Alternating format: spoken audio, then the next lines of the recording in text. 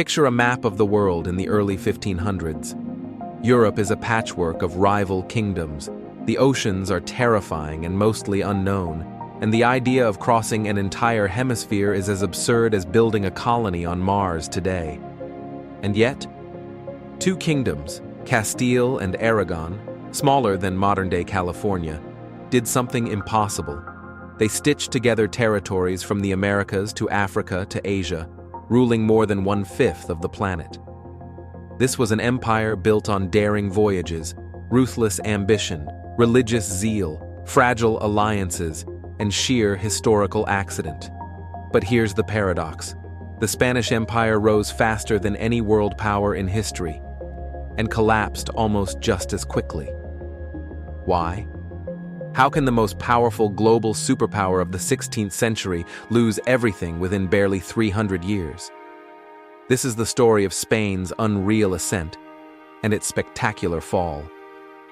1. A kingdom of outsiders. To understand Spain's rise, you must begin with what Spain wasn't. Spain wasn't rich. It wasn't unified. It wasn't technologically advanced. In 1492, the Iberian Peninsula had just finished 800 years of war, the Reconquista, where Christian kingdoms fought Muslim-ruled Al-Andalus. Spain was still recovering, politically fragile, economically underdeveloped, and socially divided.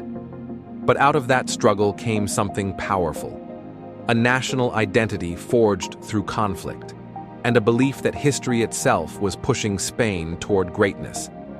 That belief mattered, because belief shapes destiny. 2. The decision that changed the world. In that same year, 1492, an eccentric Genoese sailor came with a plan everyone else rejected. Let me sail west, and I will find the riches of Asia. Portugal laughed. England ignored him. France didn't care. But Queen Isabella of Castile said yes, not because the plan made sense, but because Spain was desperate for an edge, any edge, against Portugal, their maritime rival. That single decision unlocked the Americas, and what followed happened with astonishing speed. 3. The conquests, genius, luck, and violence. Within a single generation, Columbus arrived in the Caribbean. Cortés toppled the Aztec Empire. Pizarro shattered the Inca Empire. Spanish ships crossed the Pacific to the Philippines. Treasure fleets connected 3 continents in a global trade loop. How did Spain do this? Historians give 3 answers. A. Technology steals swords, gunpowder, cannons, horses, tools. Indigenous civilizations had never seen. B. Disease, smallpox, and other European pathogens killed as much as 90% of the native population in some regions. Empires fractured from the inside before the Spanish even arrived. C. Strategy. The Spanish were outnumbered but brilliant at leveraging indigenous allies, political rivalries, local geography, divide and conquer tactics. The truth is uncomfortable but essential. Spain didn't conquer the Americas alone.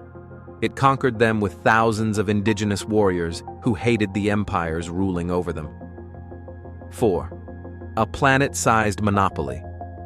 By the mid-1500s, Spain had become the first true global superpower. It controlled silver mines in Bolivia and Mexico, trade routes stretching from Seville to Manila. The Caribbean, most of South America, major territories in North America, parts of Italy, the Netherlands, and North Africa, and above all, Spain controlled silver, the lifeblood of global trade. Chinese merchants wanted silver. Spanish ships brought it across the Pacific. European kingdoms needed silver. Spanish mines flooded the market. For the first time in history, the world economy became global, and Spain sat at the center. But beneath the gold and glory, a problem was already forming. 5. The silver trap.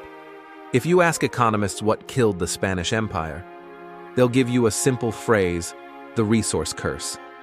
Spain struck silver, mountains of it. But instead of building industries, Spain imported everything it needed. Why build factories when you can buy foreign goods with New World treasure? So that's what Spain did. Silver paid for everything. And then the economy behaved the way economies always do. When you flood the market with money, prices rise. Inflation devoured Spain from the inside. The very wealth that made Spain powerful hollowed it out. 6. An empire held together by faith and force. Spain's rulers believed they were chosen by God to protect Catholicism worldwide. This gave the empire moral purpose, but it also created endless conflict. Spain fought wars in Italy, North Africa, the Netherlands, France, England, the Ottoman Empire. Each war was expensive, and almost every war ended badly. Imagine burning piles of silver just to keep fighting battles you can't win. That was Spain's 16th and 17th centuries. And then came the mistake that broke everything. 7. The Dutch Revolt, the beginning of the end. The Netherlands was the economic engine of the Spanish Empire, but Spain governed them with high taxes, religious persecution, military occupation. So the Dutch revolted. Spain sent armies. The war dragged on for 80 years. 80 years. While Spain fought, the Dutch built a new empire, one based on trade, not gold. Spain was bleeding, the Dutch were rising, a global shift was underway. 8. The Armada. When destiny met reality. In 1588, Spain sent the invincible Armada to invade England. It failed catastrophically, not because the Spanish were incompetent, but because the world was changing. Smaller, faster ships, better naval tactics. A new era of ocean warfare Spain wasn't equipped for. The empire could conquer continents, but couldn't command the sea. Without naval supremacy, a global empire is a sandcastle waiting for the tide. 9. The 17th century, a great power in decay. By 1600, the warning signs were everywhere. The silver mines were drying up. The treasury was bankrupt multiple times. The population was shrinking. Corruption ran wild. The economy couldn't stand without imported goods. Rival powers, England, France, the Netherlands, were surpassing Spain. Spain wasn't falling. It was sinking slowly, like a ship filled with water. 10. The Bourbons and the flicker of reform. In the early 1700s, France's Bourbon dynasty inherited the Spanish throne. They tried to modernize the empire. New taxes, new administrative reforms, stronger centralized government. For a moment, it looked like Spain might recover. But history had run out of patience. 11. The Napoleonic disaster. In 1808, Napoleon invaded Spain. The Spanish Empire cracked open. Colonies across the Americas saw their chance. Rebellions erupted from Mexico to Argentina. Leaders like Simón Bolívar and Miguel Hidalgo fought for independence. By 1830, Spain had lost almost everything except Cuba, Puerto Rico, and the Philippines. And those would fall later. The greatest empire of the early modern era was gone. Why do empires rise fast, but fall faster? So, here's the deeper question. Why did a kingdom with so much power, wealth, and divine conviction fall with such speed? Was it poor leadership, endless wars, economic mismanagement, or something more universal, something that applies to every empire? Look at the pattern. Rome rose slowly, fell suddenly. The Mongols rose in a flash, collapsed overnight. The Ottomans rose through conquest, then decayed over centuries. Britain rose through trade, fell through overextension. Spain rose on silver and sank under its weight.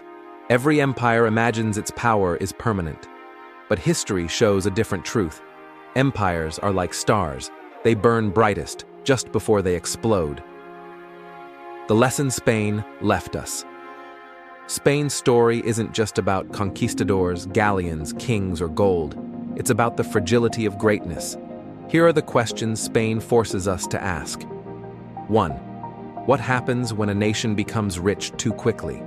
Easy wealth creates complacency. Complacency kills innovation. 2. What happens when ideology becomes more important than practicality? Spain fought wars it couldn't win, for principles it couldn't afford. 3. What happens when a global superpower refuses to adapt? The world changes. If you don't change with it, you fade.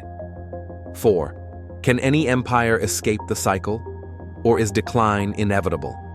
Spain's empire collapsed, but its impact reshaped the world. The Americas became a cultural blend of indigenous, African, and Spanish traditions. Global trade connected continents permanently. Languages, religions, foods, and ideas crossed oceans for the first time. The modern world was born from the shockwaves of Spanish expansion. So the true legacy of the Spanish Empire isn't its rise or its fall. It's the world it left behind. A world where continents are connected, where cultures fuse, where history, whether we like it or not, is global. Spain built the first empire where the sun truly never set, and in doing so, it illuminated a timeless truth. Greatness isn't about how high you rise, but how long your foundations last once you stop climbing. If you found this story fascinating, like, share, and subscribe to Timeless Questions channel, where we explore the civilizations, ideas, and mysteries that shaped humanity.